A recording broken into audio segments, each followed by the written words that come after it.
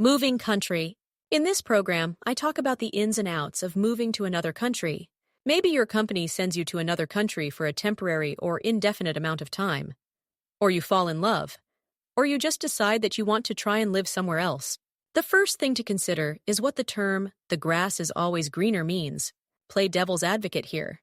Do we have an unrealistic idea of what living in that country versus ours is? The opposite is true too. Are we unreasonably scared of change and rather stay in our country of origin?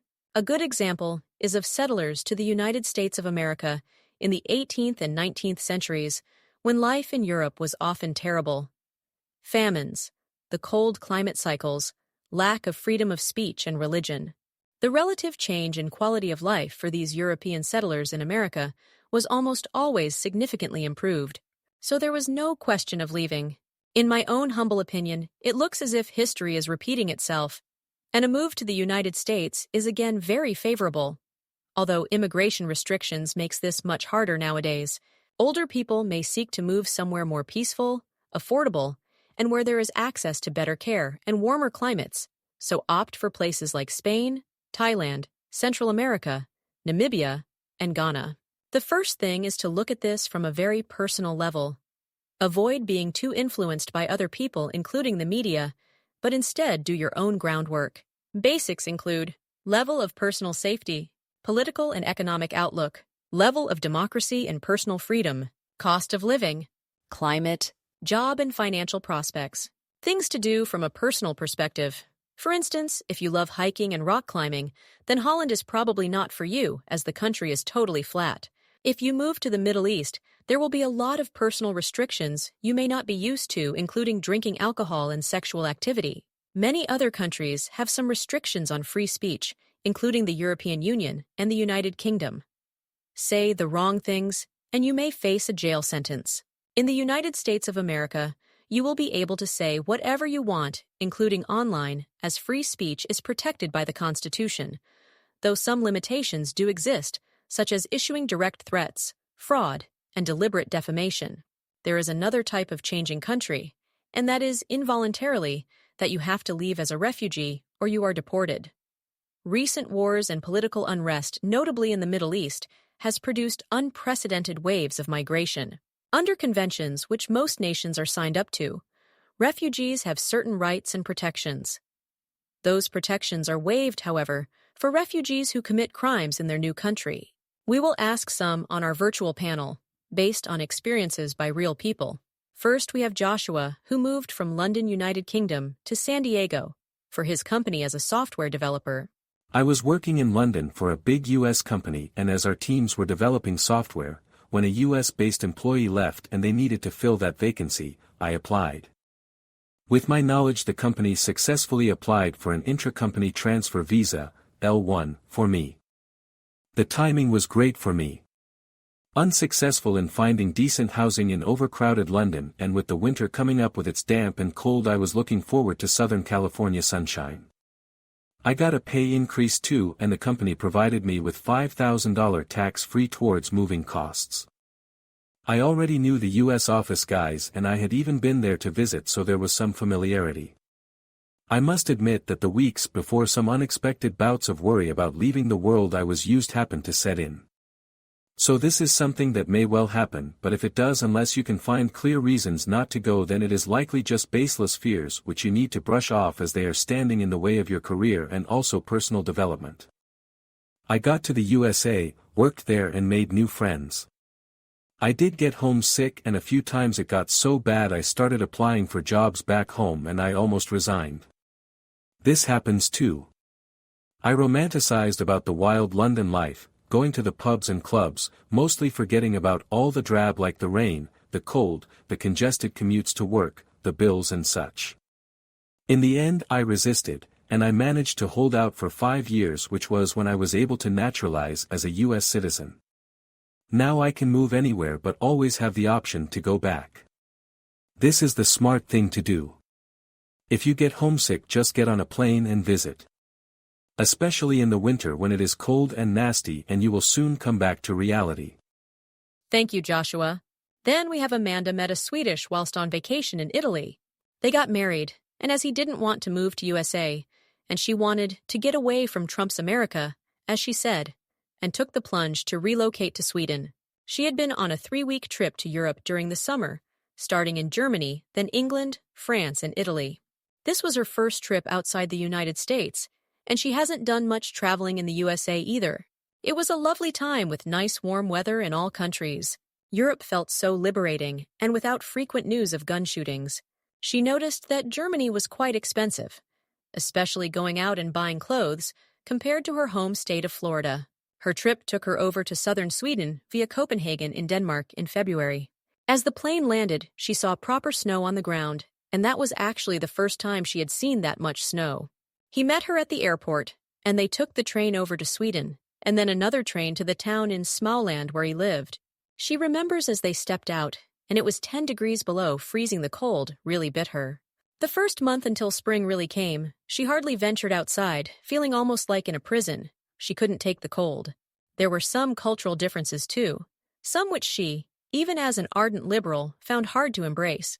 She got a job through her husband's connection in the local council as an administrative assistant, but the colleagues demanded that she join a union.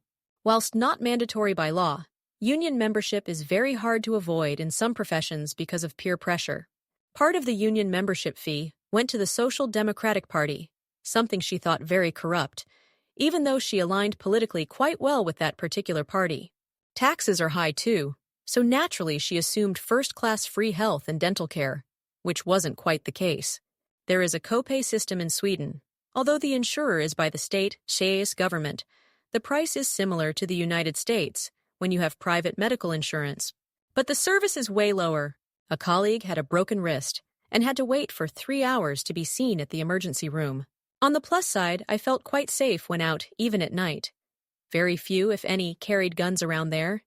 Sure, there were stories of murder, rape, explosions and such from the larger cities, but in the small town where we lived, it was peaceful at all times. Whilst everyone speaks English very well, learning the local language took time, though the Swedish language was actually possible to get a grasp of. The similarities with English are quite strong, at least with the words, not the pronunciation. I almost feel that Swedish is a very, very weird form of English. Sweden seems like the northeast of the USA, both in terms of geography and how people are. Suffice to say, after 4 years, we made the decision to move to Malaga in southern Spain. My husband found a job there, and so did I. Moving within the European Union is pretty much as easy as moving within the USA from one state to another.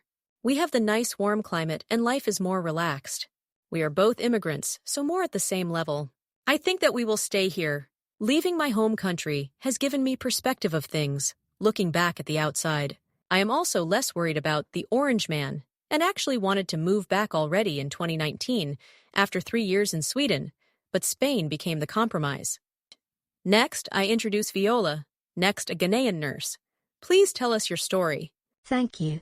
I left my native Ghana to live in England. As a qualified senior nurse, I took advantage of the UK government's recruitment drive during the COVID-19 pandemic to meet the massive staffing needs. During the recent pandemic, the UK National Health Service were recruiting staff and sponsoring qualified workers' visas for medical staff, especially from English-speaking countries like the one I am from. The salary offered seemed great, many times my Ghanaian nursing salary. Part of me felt I should have stayed at home as my country needed me too. But I thought that some time in the UK would give me a career boost and also for me to save money for building a nice big house on my land my parents gave me north of Accra. Apart from a trip nearby Nigeria, I had never left my country. I realized that you mostly imagine life based on what you know. There were new very alien things like the cold weather. I arrived in the hot month of August when it was as warm, if not warmer than in Ghana. But the weather soon changed, and the first time I experienced a cold it shocked me. I had prepared by buying winter clothes, so that helped. Whilst the salary was high relative to my home country's salary for the same job, I soon discovered that it was set so to cope with the much more expensive living conditions in the UK. The biggest expenses were housing and transport. Housing is easily 10, maybe 30 times more expensive than back home. The only thing which wasn't too bad was internet and mobile subscriptions. And don't even get me started on taxes. The most crazy thing is that people who do not work get paid a sort of salary from the government for doing nothing. and the taxes I paid pays for that. That is too insane for me to grasp. In my opinion, it will encourage laziness. Suffice to say, I lived as cheaply as I could and I managed to save a quarter of my salary each month. This was rare as most of my colleagues struggled so much they even had to borrow on credit cards. People do lose a lot of money on silly things. I went to the markets, cooked all my food. I mended my clothes. I rarely went out on a night on the town. Frugal living, yes, but with the money I saved I was able to complete my house in Ghana. I made friends, including fellow Africans. Most British people are nice and kind, and overall it was a positive experience. But Ghana is my home. I am working part-time as a senior nurse at a large Accra hospital, and I am studying to advance to a medical doctor. In some years, I might go to America and work there as a doctor for some years. They make a lot of money, in fact, much more than in the UK. But this is my home. Thank you, Viola. Jill and Frank moved from the USA to Australia. As a quite well-off couple from Oxfordshire, they thought long and hard about moving overseas for their retirement. Frank started this lucrative work in the City of London during the booming 1980s and through the late 2010s. Jill, a schoolteacher and later homemaker, has presided over their family home. Their children, and now grandchildren, live in England except for the oldest son and his family. They moved to the USA some time ago to run a business there. They thought of Spain, where some of their friends moved. But Jill found out about the retirement visa pathway, which allows people who can support themselves comfortably financially to live in Australia and eventually gain citizenship. They do not like the political direction of the new UK government and are especially concerned about heating cost and tax increases and think it is time to move. Their analysis is that the risk of doing nothing, that is staying, is much greater than moving. Australia is also familiar in terms of culture and language, so less of a culture shock than moving to, say, Spain. Some of their friends have indeed moved to Spain and are all doing very well, so they weren't ruling that out, but the idea of Australia came out on top. Frank worked with a business in Melbourne, visited many times, and still has connections there. They did a cons and pros of Australia, and most of the cons of Australia actually exist in the UK, but not all of the pros, so it is a no-brainer for them to pack up and move. One example of a common negative are the housing markets. The Australian housing market is incredibly expensive and strained like the UK's, but already, homeowners, they will essentially be swapping one overpriced home for another. The pros are many. Relatively cheaper petrol, electricity, and taxes are some of the common variables to consider for Australia. The weather, personal security, and quality healthcare are other big pros. Frank's distrust in the UK government is considerable, so much so that he is divesting all of his finances and moving them to a mix of Australian and US funds. This includes their private pension schemes, where they happen to be allowed to take them out, close their UK pension schemes, and open private Australian ones. All they have left are their UK state pensions, which will currently be paid out to them overseas, but Frank has calculated that they won't be relying on those payments at all. In fact, the tax savings on the private income will be higher than the income from their UK state pensions. They also recently lost their £300 a year winter fuel allowance. Whilst for them, it didn't cause them to reduce their heating, but they have friends who are actually suffering as they do not have any buffer funds to cover the increased heating costs. Jill is just worried about spiders and snakes, but they will be moving to a highly populated urban area of Melbourne, where these things are not so much of a problem. Frank did see some spiders on his previous visits, but as long as you're somewhat vigilant when out and about, there is nothing to worry about, he says. The spiders aren't going to sneak up on you as you take money out of the post office and knock you down. Doing due diligence in calculating all costs and making reasonable moving planning is important, especially if you are elderly. Overall, we just want to be left alone as much as possible, but still be within the means of civilization, says Frank. Finally, we have Jean-Claude, who left his native Benin, West Africa, to go to the United States.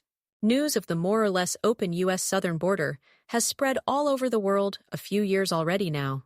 A young 21-year-old, whilst he wasn't exactly poor, he felt as a young, ambitious man, fluent in his native French as well as English, and good at maths, he could make it good in the greener, richer pastures of America. 20-year-olds in any country are very adventure-driven. We have Jean-Claude online from Benin. Please continue to tell us your story. I somehow worked hard and raised 6,000 euros at home by hustling hotel rooms, cars, and working in a government restaurant. This amount of money is very impressive and more than many older professionals earn in a year. My dad was not happy at all with this decision, so my dad says that his skills and investment would do good at home. He could invest in a business. The USA has big problems and not what you think he used to say. There is no magical US visa which lets a young man just go and take any job in the USA, so I would use the open border to enter illegally like hundreds of thousands or by now probably millions of others. Being illegal in the USA, my dad warned me, would mean that I would not get any of the high-paid job which would give me the nice lifestyle I had always dreamed of. All the videos of Africans such as Nigerian doctors making it big in America with several nice cars, big houses, and well-off families are because those migrated there legally because of their degrees and work experience. Coming in as an illegal, you would be entering at the lowest possible level without much protections. I wouldn't listen. I managed to get a visa for Brazil and bought a flight via Dubai to Rio de Janeiro. I packaged a large backpack. Not anything more, as he had already mapped out the journey in part by foot through the treacherous Darien Gap and then up through Central America to Mexico and then on to the United States. I managed to squeeze in a jacket, hat and gloves, and a pair of proper boots he got from a market in Cotonou for the colder nights. And, as I would be traveling through the USA in January, it would be cold. I said goodbyes, and he knew that the journey ahead was hard and dangerous. The first bit, flying, was easy. Brazil was nice and warm like at home. I had managed to pay for a contact to help me get through parts, which included some bus tickets and guides. That set me back 1,000 euros. The actual price was more like 5,000, but if Io agreed to take another rucksack delivered to me in Mexico across to the USA, they would waive $4,000. So I went through the journey and made it to Mexico after the trek through Central America. I have faced armed militias, mosquitoes, and thieves, but managed to avoid it. The people I paid to connect with helped me get on buses and boats and even onto the freight train through the last nights in Mexico. So I made it through Mexico. I met the final contact who gave him the backpack which he was told not to open, except for the side pocket when he got across the border. In there was a cell phone, burner phone, to be used once, to let someone in the USA know to pick up the backpack. There was also $100 and a note with 2 phone numbers. As I got to the border, there was indeed an opening and lots of different people passing through. People from all over the world, Chinese, Arabs, other Africans, or Kenyans for some reason. Most were South and Central Americans, with Venezuelans the biggest groups. We made it across the border, but we were chased by some men who had uniforms on them. We thought they were U.S. immigration. It turns out they were vigilantes trying to scare us back. They were very aggressive, some threw things at us and shouted bad things. I was in the front and managed to escape them well. I used some dollars I had on me, got the bus to Houston where I called the first number. I was told to take a cab to some address out in the bush and drop the bag by a gas station. I was about to drop it off by the trash cans in front of the store. I called the number again as I saw the gas station in the near distance. I ignored the instructions to open the main compartment of the bag. There was a jumper, and wrapped in it were 5 bags of compressed white powder. I had expected that I would be a drug mule, but it still shocked me seeing this much drugs. Almost immediately I saw a car drive by and stop. A white man, unshaven with tattoos, grabbed the bag out of my hands and they drove off. Part of me felt bad knowing that drugs destroy people. But I was a young, adventurous 21-year-old. The second number was for the last contact in New Jersey, where they would put me up for a week and give me a job. It was really cold. I missed the bus to New York, which would have dropped me in Trenton. I sat at the bus station and eventually fell asleep. The next bus was in the morning, 14 Horace away. Eventually, I got to Trenton. The bus was delayed due to snow, which was a new experience to see. In New Jersey, there were droves of plowed snow up to the second stories of the houses. I was put a pole with 15 other immigrants. The job I was assigned was to clean at a restaurant. They pay was $5 an hour. I could continue to live at the lodging, which was below the standard I came from. All of the money went to pay for lodging and food. There was nothing to send home. I tried to look good so that people back home didn't see this was a failure. The expectations of someone going abroad are huge. They would also soon expect me to help out with money. There was a bit of help in the area, like some doctors helped out with free healthcare. There was help with food, a community of immigrants. But how would I make it? The dream seemed far away. Then the looming change in government with the new president saying all illegals will be deported. I was told in practice a lot of this wouldn't happen, and it was just election talk. I had already broken the law by smuggling in drugs. I had never broken the law anywhere before. I saw a lot of drug addicts on the streets living in horrible conditions. Someone even died on the street I walked down one night. I started feeling terrible. This country is in a real mess, I thought. Someone told me that as a young, handsome man, I much more money. Suffice to say I did, and in ways I do not want to get into. When I got about $2,300, I had enough. I booked a flight back home with Air France. I actually got $600 spare. I called my dad and told him I was coming home and I was a failure. He said, "Son, you are not a failure. You have learned from experience, and this experience will humble you." I had to get a French transit visa, which turned out to be a bit of a struggle. The French embassy turned me down, saying they were not satisfied I would not defect into France as I had no guarantee. I contacted the Frenchman who had helped me with the $300. I told him I was going back home. As it turns out, he was very well connected and told me to go back to the embassy tomorrow. I did, and they expedited my transit visa. I remember descending into Paris and seeing the Eiffel Tower. I felt almost home. Now back in Cotonou, Benin, I am running a consultancy for foreigners wanting to start a business. I provide transportation, lodging, and help with government interactions. The experience did shape me, and I learned this expression, been there, done that. I may still try to live in the United States of America one day. There are lots of opportunities and a can-do attitude there, but I will do it legally. Wow, what a story! I am glad you are all safe. I think the takeaway from this discussion is that there are so many interesting opportunities out there for people to feel constrained by the boundaries of their home country, but a move should be well-planned, legal, and responsible. That will wrap it up for this session.